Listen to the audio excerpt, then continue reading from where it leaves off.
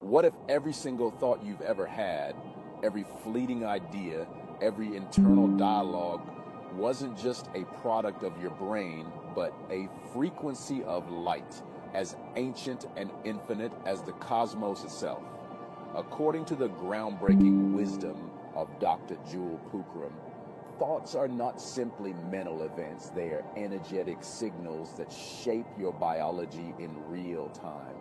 And the mind is not confined to the brain, it's an expansive energy field that envelops the entire body, filtering and translating frequencies into physical experiences.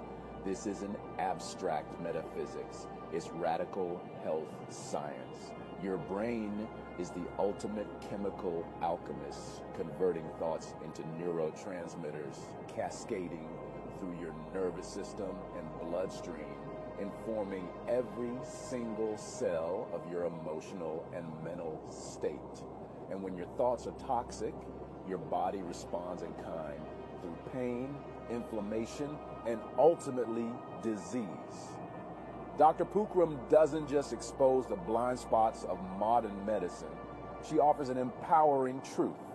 Your chronic illnesses are often the result of chronic states of consciousness.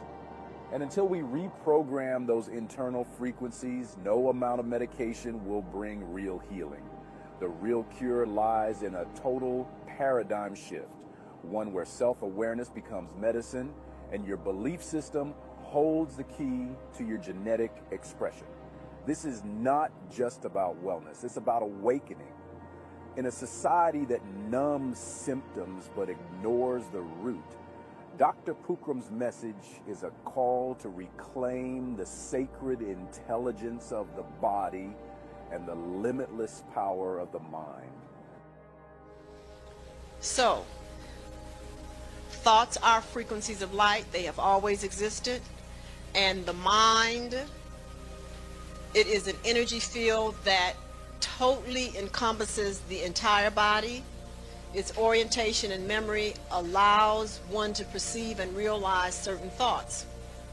And you inherit part of your mind body.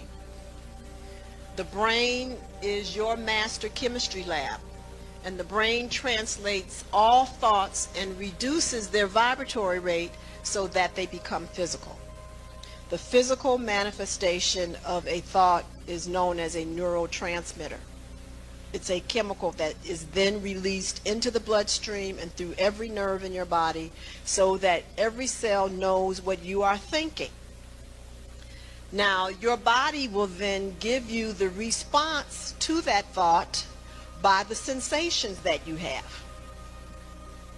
So when you are thinking thoughts that are toxic to the cells, that chemistry then causes the cells to react in such a way that provokes and gives you the feedback sensation of pain and discomfort.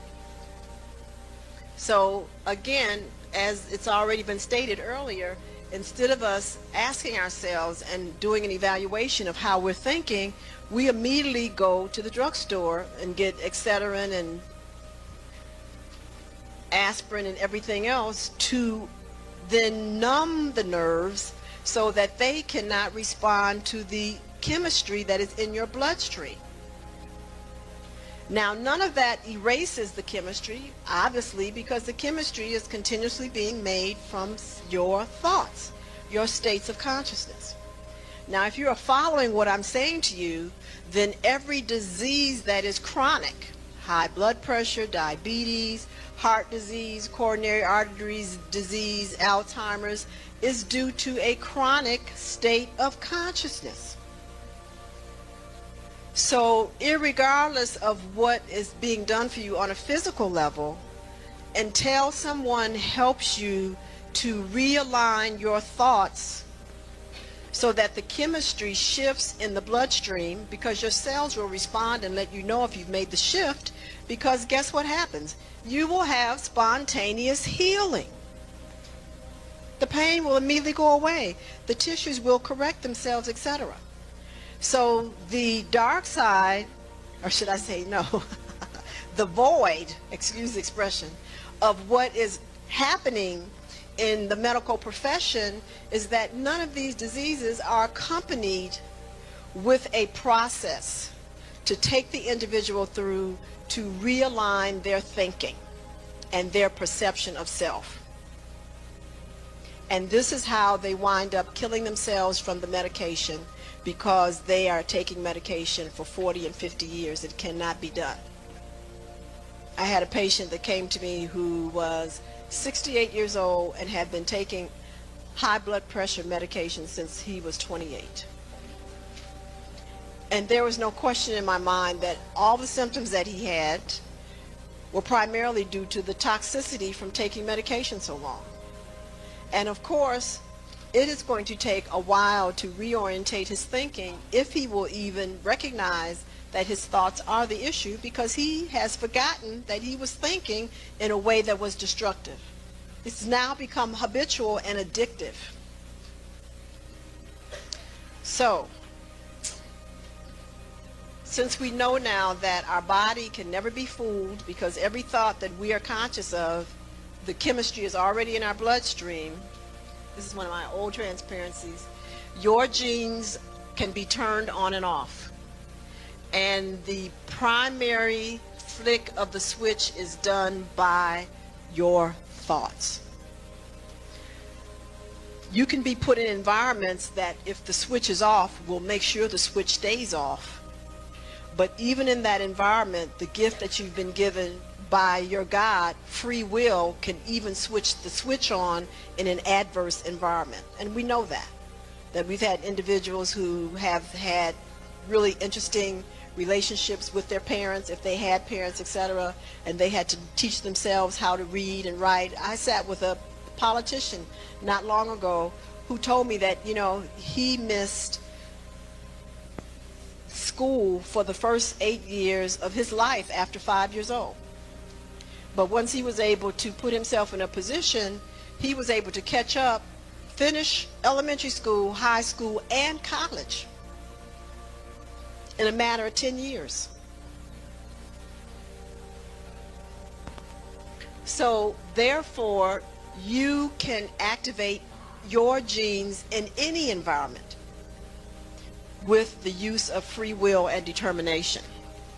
And it is important to understand that, because this is great, because if you know that there are proclivities in your family of heart disease, senility, schizophrenia, well, you don't want to activate those genes and those potentials. So if you understand the belief systems and the thought patterns that those individuals had, and you do not relive those, you will keep that gene shut down. And even in genetic counseling, they don't even tell parents this when they say that there's a genetic problem, that the gene can be changed. It does not have to be expressed, and if it is expressed, it can be changed by environment.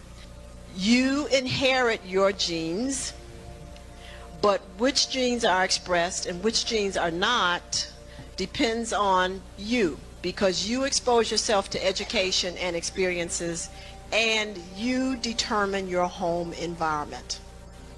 So the home environment will activate or keep your genes shut down, and the experiences that you have in life and your level of education, and education by my definition means your willingness to just learn.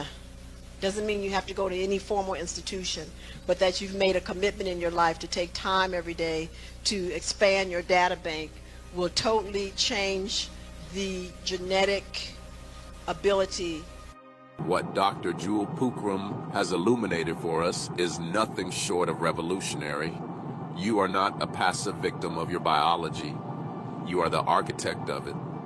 Your thoughts are not invisible, harmless whispers in your mind. They are living frequencies shaping your cellular reality every moment of every day. Your consciousness is chemistry. Your beliefs are blueprints. And your emotional landscape is a roadmap to either healing or dis-ease. We've been conditioned to hand over our health to systems that medicate symptoms, but never ask why those symptoms exist in the first place. Dr. Pookrum reminds us that the true source of illness is often not in the body, but in the mind that commands it. And if you can trace your pain to a thought, then you have the power to reverse it. This is the sacred science we were never taught in schools or clinics. This is the medicine of the future, and it's already within you. The power to heal, the power to regenerate, the power to rewrite your own genetic story. But it starts with a choice to see yourself not as a patient, but as a creator. Not as a diagnosis, but as divine intelligence in human form. So take this message and do more than just hear it. Live it. Rethink your thinking. Speak life into your cells. And most importantly, remember this. Your thoughts are not small. They are frequencies of light. And you, yes, you are the transmitter.